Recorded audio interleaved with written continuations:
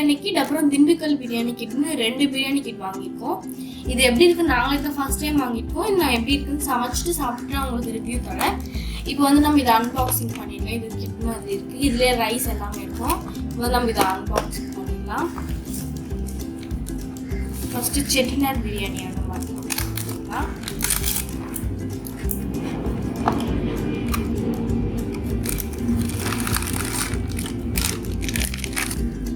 Paste மாதிரி இருக்கு, masala paste மாதிரி இருக்கு. ஹோல் ஸ்பைஸ் அப்படின்ட்டு ஒன்று கொடுத்துருக்காங்க.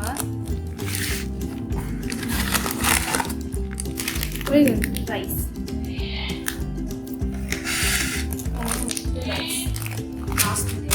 ஒன்றுத்துல வந்துட்டு பாஸ்மதி ரைஸ் அப்படின்னு சொல்லி கொடுத்துருக்காங்க. இன்னொன்றுல வந்துட்டு சீரக சம்பா ரைஸ் அப்படின்னு சொல்லிட்டு கொடுத்துருக்காங்க. அதுக்கப்புறமா இதில் வந்துட்டு பாருங்க 1.25 kg வரைக்கும் இதில் சமைக்கலாம். சமைச்சதுக்கப்புறமா 1.25 kg கிட்ட வரும் அப்படின்னு சொல்லிட்டு கொடுத்துருக்காங்க. இந்த பேக்கில் வந்துட்டு 1 kg கிட்ட வரும் அப்படின்னு சொல்லி கொடுத்துருக்காங்க.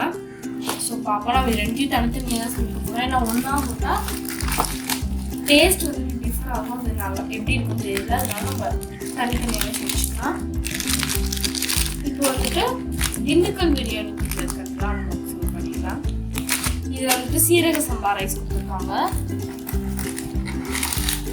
அப்புறம் அந்த பேக்கில் கொடுத்த மாதிரியே ஒரு பேஸ்ட் வந்து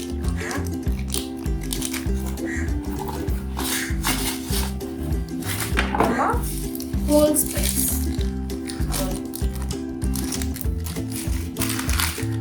மட்டன், இது 1/2 kg ரைஸு, அப்புறம் அந்த ஹோல் ஸ்பைஸ் அந்த 1 பேக் அது கொடுத்துருந்தாங்களா அது, அப்புறம் இந்த மசாலா கீ இதெல்லாம் போட்டு நம்ம எப்படி செய்யறதுன்னு பார்க்கலாம். 50 ml வந்துட்டு நெய் இல்லைன்னா எண்ணெய் ஊற்ற சொல்லியிருந்தாங்க. அந்த பேக்கில் நம்ம நெய் ஊற்றிக்கலாம்.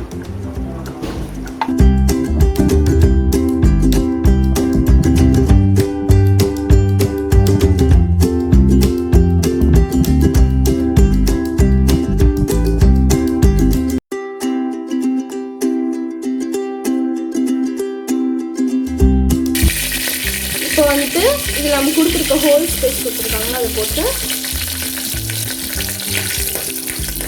மிக்ஸ் பண்ணிக்கலாம்.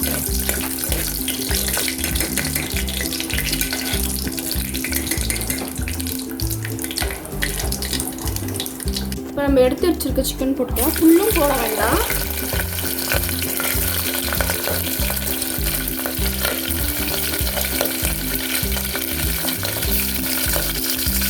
அந்த இன்ஸ்ட்ரக்ஷனில் வந்து 500 கிராம் தான் போட சொல்லியிருக்காங்க. அதனால நம்ம 500 கிராம் மட்டும் போடுவோம்.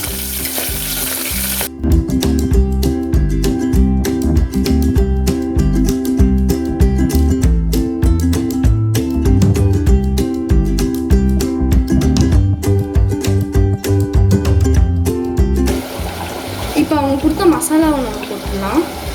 இது மட்டன்ன்றதுனால நாங்கள் வேக வச்சு எடுத்துப்போம்.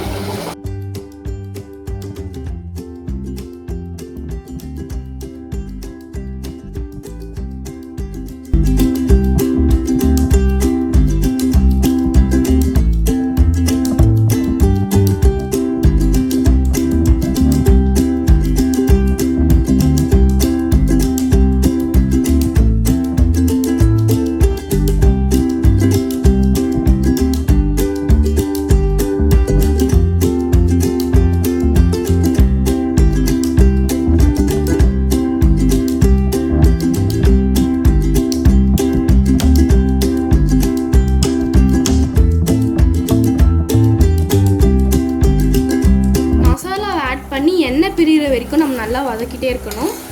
எண்ணெய் பிரிஞ்சதும் நம்ம ரைஸ் ஆட் பண்ணிடலாம். இது வந்துட்டு 250 grams ஆஃப் ரைஸ். இதுக்கு வந்துட்டு நம்ம 400 grams ஆஃப் வாட்டர் போர் பண்ணிக்கலாம். ரொம்ப வந்துட்டு கிண்டாதீங்க, நான் அரிசி உடஞ்சிடும். இப்போ நம்ம தண்ணி ஊற்றிக்கலாம். சால்ட் வந்துட்டு ஏற்கனவே ஆல்ரெடி எல்லாமே இருக்குது. உங்களுக்கு தேவைன்னா லைட்டாக டேஸ்ட் பண்ணி பார்த்துட்டு உங்களுக்கு எவ்வளோ வேணுமோ எக்ஸ்ட்ரா போட்டுக்கோங்க. இப்போ குக்கர் மூடி 3 விசில் வந்ததும் ஆஃப் பண்ணிடுங்க. நம்ம நம்மளுடைய பிரியாணி ரெடி ஆகிடும். எங்களுக்கு நாங்கள் எப்போவுமே 2 விசில் தான் இடுவோம், அதனால் நான் 2 விசில் ஆஃப் பண்ண போகிறேன். உங்கள் வீட்டில் நீங்கள் எப்போவும் எத்தனை விசில் விடுவீங்களோ அதிலே பண்ணிக்கோங்க. ஆனால் பேக்கில் வந்துட்டு 3 விசில்னு போட்டிருக்கு. சுவையான பிரியாணி ரெடி. இந்த வீடியோ பிடிச்சிருந்தா லைக் பண்ணுங்கள், ஷேர் பண்ணுங்கள். இது வரைக்கும் நம்ம சேனலை சப்ஸ்கிரைப் பண்ணாதவங்க சப்ஸ்கிரைப் பண்ணுங்கள். தொடர்ந்து வீடியோஸ் கிடைக்க கீழே இருக்க பெல் ஐக்கானை கிளிக் பண்ணுங்கள். தேங்க்யூ.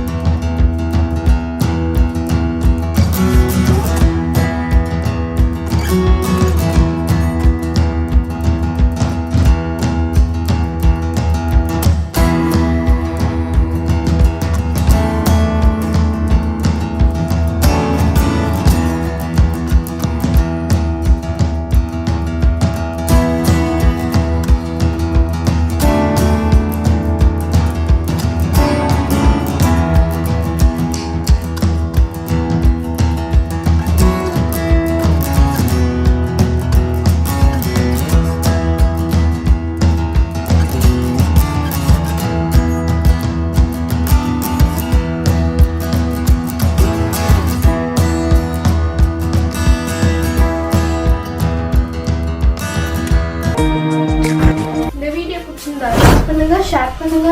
இது வரைக்கும் நம்ம சேனல் சப்ஸ்கிரைப் பண்ணாதவங்க சப்ஸ்கிரைப் பண்ணுங்க. தொடர்ந்து வீடியோஸ் கிடைக்க கீழே இருக்க பெல் ஐகானை கிளிக் பண்ணுங்க. தேங்க்யூ.